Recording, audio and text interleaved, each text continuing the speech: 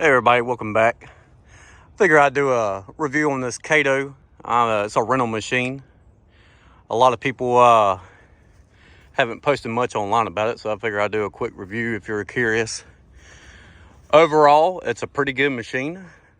I've been thoroughly impressed with it, honestly. It's in a 140 class machine, so probably like a John Deere 135 size.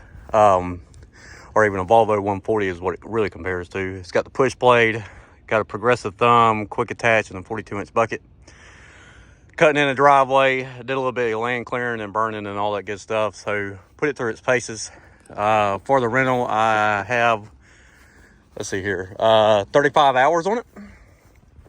And so, not a whole bunch of time, but found my likes and don't likes, that's for sure.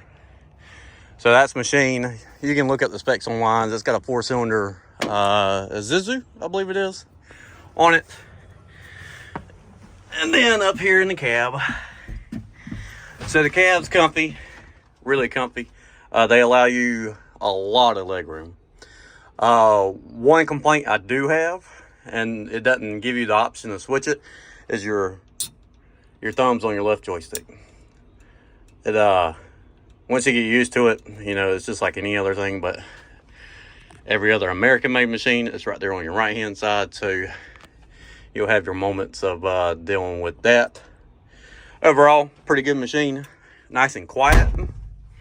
We'll start it up. It does have a display that pops up. One thing I noticed too about this machine, everything is through the display, right? So like your power modes are right through here. Your speed, you click, and then your AC, auto idle, all that good stuff. It does have a function where if you want to do auto idle shutdown, you can, but you can cut it off. It does have auto idle mode, all that good stuff. On the inside, that's your left side, which I guess that's the e-stop for everything. Never used it, don't care to. And then of course your quick attached, and then there is a 12-volt plug adapter down there. And then there's your back side, your cubby hole room. This unit has an open sunroof, not the plexiglass. Over here, they kept it fairly basic. It reminds me of Takahauchi or Kubota, but that's your radio. It's not Bluetooth, but it does have a USB port, so you might be able to switch it over using USB. I just listen to the regular tunes. Then backup alarm on and off. One thing I do like about this thing, as soon as you drop your handle, your thumb starts working. You don't have to worry about hitting a button like you would in a Hitachi or Deere or anything like that. As soon as you activate your controls, they're good to go. Now, another complaint I have, and it could be just because it's got a 42-inch bucket, it has decent digging power, but it does, it does suffer on the hydraulic breakout force. There's some areas like digging trees up and stumps. Once it hits its max, it just stops. It doesn't strain, it doesn't do nothing, it just stops. A lot of machines, you can hear the hydraulics pumping and pushing and all that good stuff, and it's just trying. This thing doesn't try, it just stops.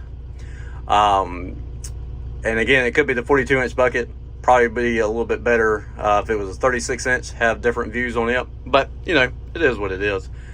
Overall, I probably wouldn't be afraid to buy one of these machines, other than the fact that it is a Kato or a Kato, however they say it, actually.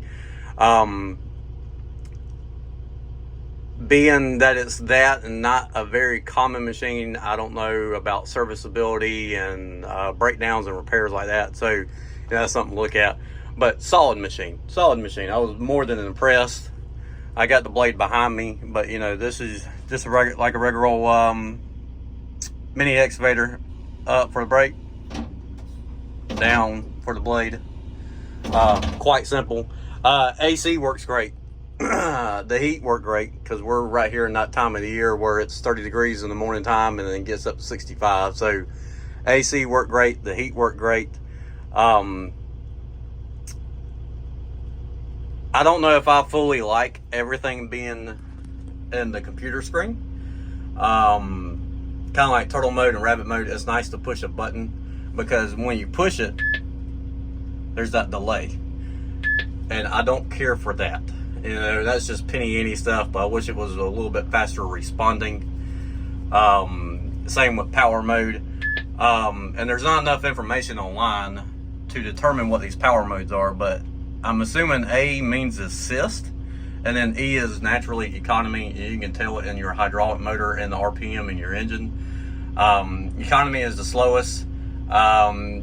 Digging power didn't make much of a difference between assist and power mode, but on your track speed, it would slow your track speed a little bit down. Overall, using it, digging and pushing trees and stuff, I think the highest I seen it was 3.8 gallons an hour, so pretty fuel efficient machine. Right here it does have a Superman mode right there. You can put it on extra power. Truthfully, I hit it once and I heard the pump wind up more, but hydraulic output didn't see much change at all. You know, normally when you use that machine or use that Superman button, you hit it and you can actually tell a difference with your digging for whatever 30 seconds it gives you.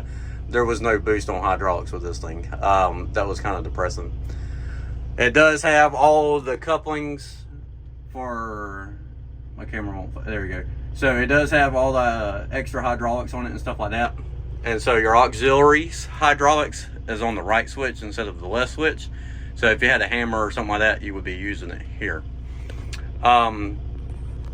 Fairly decent machine. Truthfully, again, I depending on price points over like a deer or a cat or like a Volvo, I would definitely put it in the realm. Biggest thing again would be serviceability and dealer support. I know in my area the closest dealer, I looked it up, would be 2.5 hours away. So I don't know if that would be on the list due to that.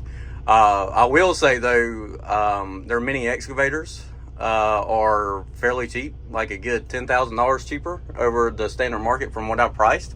If they're mini excavators or anything like this, I would definitely strongly consider looking at a mini X, because it's, as they say, it's good enough. It's good enough. It's basic for the most part.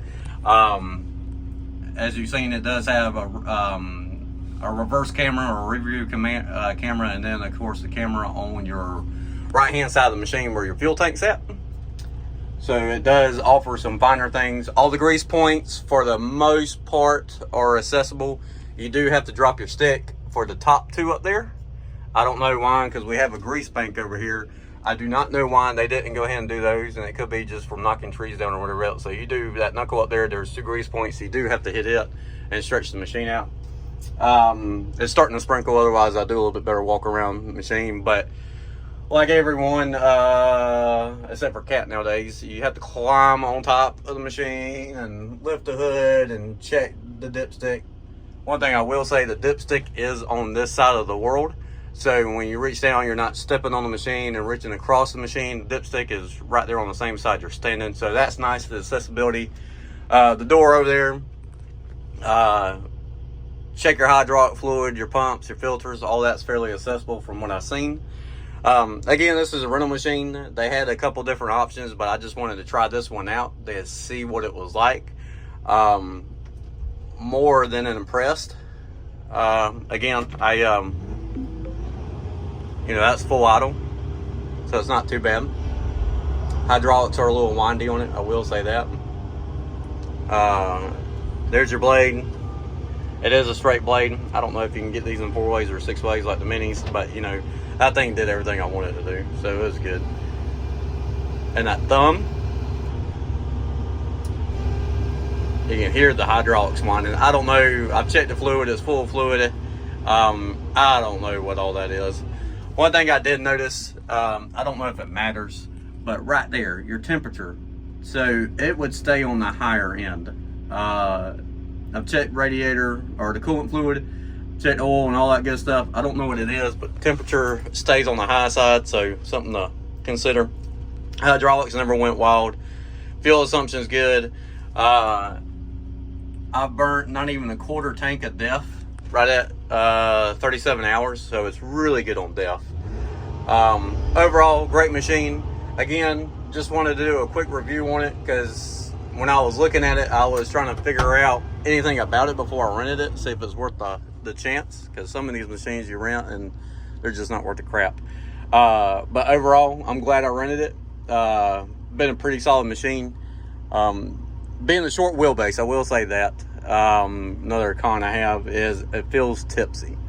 I got where I was using it like a mini excavator, putting the blade down for support. The zero tail swing and the track base isn't very long, so it was a little tippy in areas. So luckily you got the blade that helps support you. But again, if you got any questions, just feel free to comment and I'll do my best. Overall, very satisfied. Great little machine.